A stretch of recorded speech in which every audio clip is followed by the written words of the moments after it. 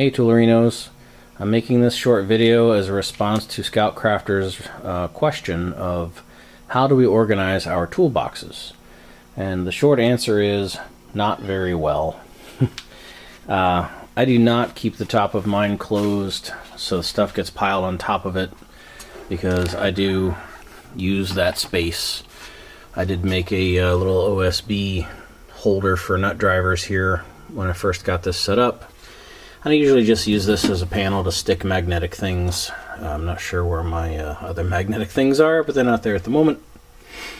But basically the top of mine is ratchets, extensions, and U-joints and things.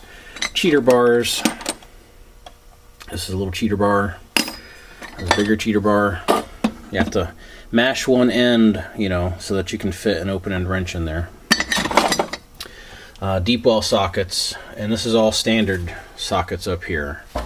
And tucked back here is my 75th anniversary gold-plated Craftsman ratchet. This was a gift from my best man when I got married. It's kind of cool. And then the first drawer up here is the metric. So I've got some metric wrenches, deep wells, little sockets, some wobble sockets, and nut drivers, and some Torx. So that's probably the best organized drawer in the whole toolbox. Next drawer is screwdrivers, generally flats on that side and Phillips on that side. And then pliers, vice grips, and side cutters, and nippers, and slip joints, and channel locks, and all that. Just generally across. And then the bottom drawer used to be like precision tools, you know, like the square and the tap and die set and some other things.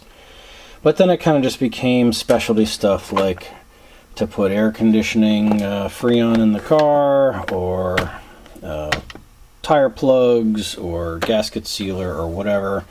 It's kind of a mess.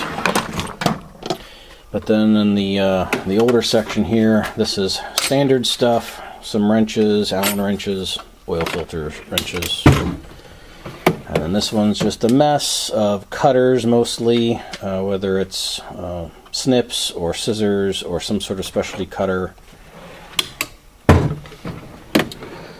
And down here, kind of a random smattering, pop rivet tools and levels and such.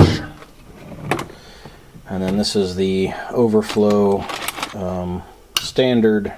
this is the overflow metric drawer. This was the overflow standard drawer. I know it's a disaster. This drawer is hammers and pipe wrenches. There's some hammers missing, but you get the idea. Baby Thor lives in this one with another tap and die set and a deep well metric impact set from Harbor Freight. And then my bottom drawer here, I do actually use. It has just really big tools in it. I've got giant pipe wrenches, a giant dead blow hammer, a really giant channel lock. So I use this drawer. I don't have to bend over that far to get there. And the bottom is mostly just scrap metal, bits and pieces, pipe, and whatever. Now, if you notice here, there's a few inches right here of wasted space.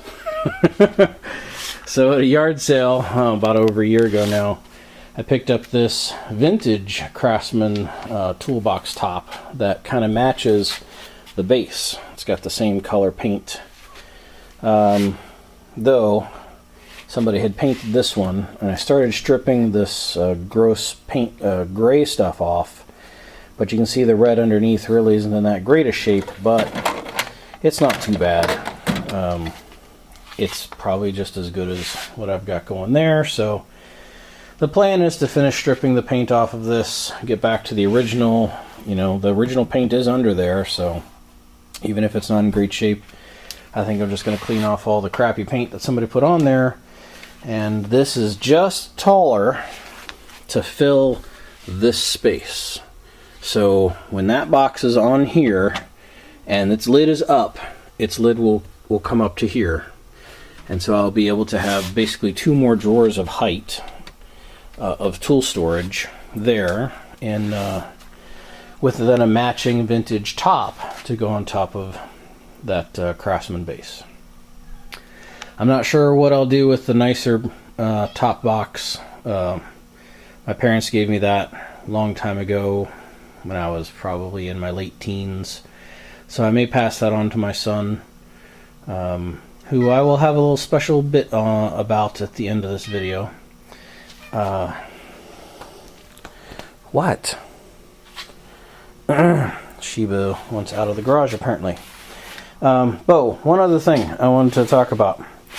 This box, my buddy Bob and I, when we were young, we fixed up a bunch of go-karts. And, you know, we had this template thing, so we painted B&J carts on everything.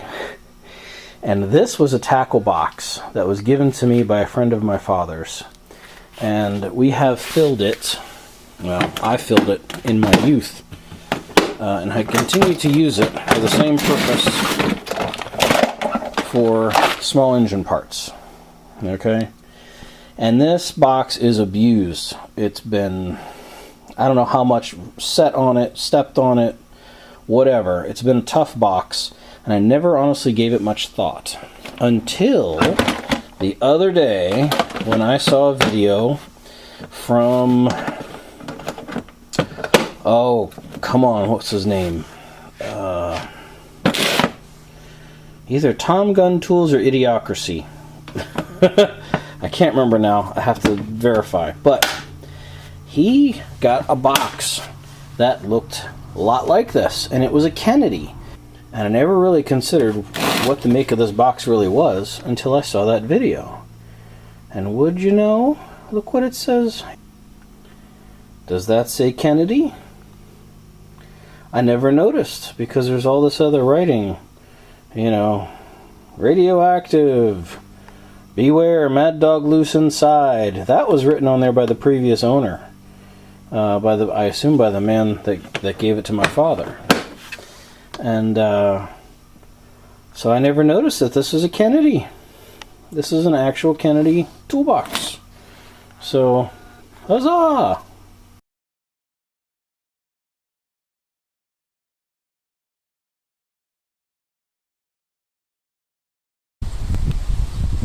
Hey Toolerinos, this is what I came home to today. We're trying to get this trailer set up so it could be used as a float in an upcoming parade. And I knew it had some busted tail lights. I was just going to put some tape on them because I didn't have time to really fix them right. And I came home to my son having put new trailer lights on it. Both sides. He's got the meter out. And he's even gluing down the split areas of the wood so that it's safer to have people in here. So how cool is that? My 11-year-old doing my work for me. Huzzah!